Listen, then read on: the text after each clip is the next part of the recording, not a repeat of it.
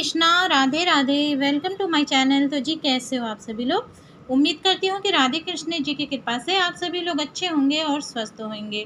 तो जी आज की वीडियो में हम जानेंगे हरतालिका तीज 2024 की व्रत की कथा। हरतालिका तीज व्रत की पौराणिक कथा है। पढ़ने व सुनने वालों की होती है मनोकामना पूरी। तो जी भाद्रपद माह के शुक्ल पक्ष तृतीया तिथि हरतालिका तीज का व्रत किया जाता है और इस बार ये शुभ तिथि 6 सितंबर दिन शुक्रवार को है। इस दिन विधि विधान के साथ भगवान शिव और माता पार्वती की पूजा अर्चना करते हैं और हरतालिका तीज व्रत की कथा सुनने व पढ़ते हैं। आइए जानते हैं हरतालिका तीज व्रत कथा के बारे में। 6 सितंबर दिन शुक्रवार को हरतालिका तीज का व्रत किया जाता है। ये पर्व हर वर्ष भाद्रपद माह के शुक्ल पक्ष तृतीया तिथि को मनाते हैं। इस व्रत के करने से भगवान शिव और माता पार्वती का आशीर्वाद प्राप्त होता है और जीवन के सभी कष्ट दूर होते हैं। हरतालिका तीज का पर्व भगवान शिव और माता पार्वती के अटूट रिश्तों को ध्यान में रखकर किया जाता है। इस दिन महिलाएं 16 श्रृंगार करके पूजा अर्चना करती हैं और अखंड सौभाग्य और आशीर्वाद प्राप्त करती है। साथ ही फिर हरतालिका तीज की कथा सुनती है। हरतालिका तीज की कथा सुनने व पढ़ने मात्र से भगवान शिव और माता पार्वती का आशीर्वाद प्राप्त होता है और सुख शांति और समृद्धि में वृद्धि होती है।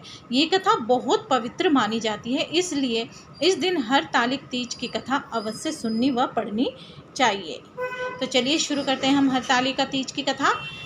जिनके दिव्य केशों पर आंख के फूलों की माला शोभा देती है और जिन भगवान शंकर के मस्तक पे चंद्र और गले में मुंडों की माला पड़ी हुई है, जो माता पार्वती दिव्य वस्त्रों से तथा भगवान शिव शंकर दिगंबर वेश धारण किए हैं, उन दोनों भवानी शंकर को नमस्कार करती हूँ।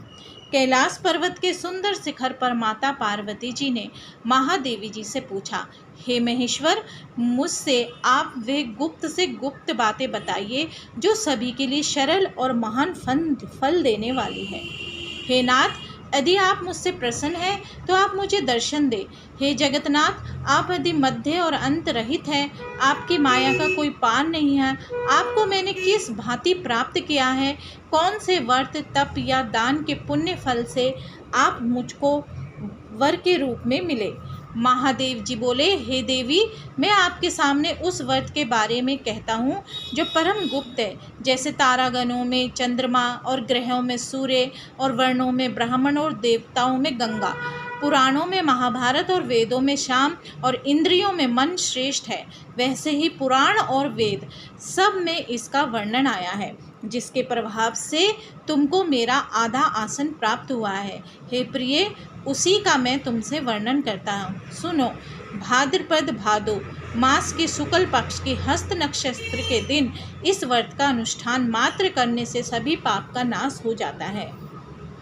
तुमने पहले हिमालय पर्वत पर इसी महान पर्वत को किया था, सो मैं तुम्हें सुनाता हूँ। पार्वती जी बोली, हे प्रभु, इस व्रत को मैंने किस लिए किया था, ये मुझे सुनने की इच्छा है, सो कृपया करके कहे। शंकर जी बोले, आर्यवर्त में हिमालय नामक एक महान पर्वत है, जहाँ अनेक प्रकार की भूमि अनेक प्रकार के वृक्षों से सुशोभित है, जो सदैव बर्फ से ढके हुए तथा गंगा की कलकल ध्वनि से शब्दमान रहता है। हे पार्वती जी, तुमने बाल्यकाल में उसी स्थान पे परम तप किया था और 12 वर्ष तक के महीने में जल में रहकर तथा बैसाख मास में अग्नि में प्रवेश करके तप किया था। सावन के महीने में बाहर खुले में निवास कर अन्न त्याग कर तप करती रही। तुम्हारे उस कष्ट को देख के तुम्हारे पिता को बड़ी चिंता हुई। चिंता में वे सोचने लगे कि मैं इस कन्या का विवाह किससे करूं। एक दिन नारद जी वहां आए और देवऋषि नारद ने तुमसे शैलपुत्री को देखा। तुम्हारे पिता हिमालय ने देव ऋषि को अर्घ्य पाद आसन देकर सम्मान सहित बिठाया और कहा, हे मुनीश्वर, आपने यहाँ तक आने का कष्ट किया, कहे क्या आज्ञा है। नारद जी बोले, हे गिरिराज, मैं विष्णु भगवान का भेजा हुआ आया हुआ हूँ। तुम मेरी बात सुनो। आप अपनी कन्या को उत्तम वर को दान करे। ब्रह्मा, इंद्र, शिव आदि देवताओं में विष्णु भगवान के समान कोई भी उत्तम नहीं है, इसलिए मेरे मत से आप अपनी कन्या का दान भगवान विष्णु को ही दे। हिमालय बोले, यदि भगवान वासुदेव स्वयं ही कन्या को ग्रहण करना चाहते हैं और इस कार्य के लिए ही आपका आगमन हुआ है, तो वह मेरे लिए गौरव की बात है। मैं अवश्य उन्हें ही दूंगा। हिमालय के ये आश्वासन सुनते ही देव ऋषि नारद जी आकाश में अंतर्धान हो गए और भगवान विष्णु के पास पहुँचे। नारद जी ने हाथ जोड़ के भगवान विष्णु से कहा, प्रभु, आपका विवाह कार्य निश्चित हो गया है। इधर हिमालय ने पार्वती जी से प्रसन्नतापूर्वक कहा, हे पुत्री, मैंने तुमको गरुड़ ध्वज भगवान विष्णु को अर्पण कर दिया है। पिता के इन वाक्यों को सुनते ही पार्वती जी अपनी सहेली के घर गई और पृथ्वी पर गिरकर अत्यंत दुखित होकर विलाप करने लगी। उनको विलाप करते हुए देखकर सखी बोली, हे देवी, तुम किस कारण से दुखी हो? मुझे बताओ, मैं अवश्य ही तुम्हारी इच्छा पूरी करूंगी। पार्वती बोली, हे सखी, सुन, मेरी जो मन की अभिलाषा है सुनाती हूँ। मैं महादेव जी को वरण करना चाहती हूँ। मेरे इस कार्य को पिताजी ने बिगाड़ना चाहा है, इसलिए मैं निस्संदेह इस शरीर का त्याग करूँगी। पार्वती के इन वचनों को सुनकर सखी ने कहा, हे देवी, जिस वन को तुम्हारे पिताजी ने देखा था, तुम वहाँ चली जाओ। तब देवी पार्वती अपनी सखी का ये वचन सुन ऐसे ही वन को चली गई। पिता हिमालय ने तुमको घर पर ना पाकर सोचा कि मेरी पुत्री को कोई देव, दानव अथवा किन्नर हरण करने ले गया है। मैंने नारद जी को वचन दिया था कि मैं पुत्री का भगवान विष्णु के साथ वरण करूंगा। हाय, अब ये कैसे पूरा होगा? ऐसा सोचकर वह चिंता चतुर हो मूर्छित हो गए। तब सब लोग हाहाकार करते हुए दौड़े और मूर्छा दूर होने पर गिरिराज जी बोले कि हमें आप अपनी मूर्छा का कारण बताओ। हिमालय बोले, मेरे दुख का कारण यह है कि मेरी रत्न रूपी कन्या को कोई हरण करके ले गया है, या सर्प ने काट लिया है, या किसी सिंह ने मार डाला। वे ना जाने कहाँ चली गई है, या उसी किसी राक्षस ने मार डाला है। इस प्रकार कहकर गिरिराज दुखित होकर ऐसे कांपने लगे जैसे तीव्र वायु के चलने पर कोई वृक्ष कांपता है। तत्पश्चात हे पार्वती, तुम्हें गिरिराज साथियों सहित घने जंगल में ढूंढने निकले। तुम भी सखी के साथ भयानक जंगल में घूमती हुई वन में एक नदी के तट पर एक गुफा में पहुंची। उस गुफा में तुम आनी सखी के साथ प्रवेश कर गई, जहां तुम अन्न जल का त्याग करके बालू का लिंग बनाकर मेरी आराधना करती रही। उसी समय पर भाद्रपद मास के हस्त नक्षत्र युक्त तृतीया के दिन तुमने मेरा विधि विधान से पूजा किया तथा रात्रि को गीत गायन करते हुए जागरण किया। तुम्हारे उस महाव्रत के प्रभाव से मेरा आसन डोलने लगा। मैं उसी स्थान पर आ गया जहाँ तुम और तुम्हारी सखी दोनों थी। मैंने आकर तुमसे कहा, हे वार्ण्य, मैं तुमसे प्रसन्न हूँ, फिर तुम मुझसे वरदान मांग। तब तुमने कहा कि हे देव, यदि आप मुझसे प्रसन्न हैं तो आप महादेव जी ही मेरे पति हो। मैं तथास्तु कहकर कैलाश पर्वत को चला गया और तुमने प्रभात होते ही मेरी उस बालू की प्रतिमा को नदी में विसर्जित कर दिया। हे सुबह, तुमने वहाँ अपनी सखी सहित व्रत का प्रयाण किया।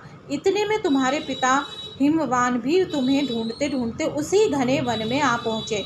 उस समय उन्होंने नदी के तट पर दो कन्याओं को देखा तो एक तुम्हारे पास आ गए और तुम्हें हृदय से लगाकर रोने लगे। बोले, बेटी, तुम इस सिंह व्याधि युक्त घने जंगल में क्यों चली आई? तुमने कहा, हे पिता, मैंने पहले ही अपना शरीर शंकर जी को समर्पित कर दिया था, लेकिन आपने नारद जी को कुछ और बोल दिया, इसलिए मैं महल से चली आई। ऐसा सुनकर हिमवान ने तुमसे कहा कि मैं तुम्हारी इच्छा के विरुद्ध ये कार्य नहीं करूँगा। तब वे तुम्हें लेकर घर को आए और तुम्हारा विवाह मेरे साथ कर दिया। हे प्रिय, उसी व्रत के प्रभाव से तुमको मेरा अर्धासन प्राप्त हुआ है। इस व्रतराज को मैंने अभी तक किसी के सम्मुख वर्णन नहीं किया है। हे देवी, अब मैं तुम्हें ये बताता हूँ कि इस व्रत का ये नाम क्यों पड़ा। तुमको सखी हरण करके ले गई थी, इसलिए हरताली का नाम पड़ा है। पार्वती जी बोली, हे स्वामी, आपने इस व्रतराज का नाम तो बता दिया, लेकिन मुझसे इसकी विधि और फल भी बताइए। इसके करने से किस फल की प्राप्ति होती है? तब भगवान शंकर जी बोले, सौभाग्य की इच्छा रखने वाली महिलाओं को ये व्रत पूरे विधि विधान के साथ करना चाहिए। व्रत में केले के खम्भों से मंडप बनाकर उनको वंद नवारों से सुशोभित करें।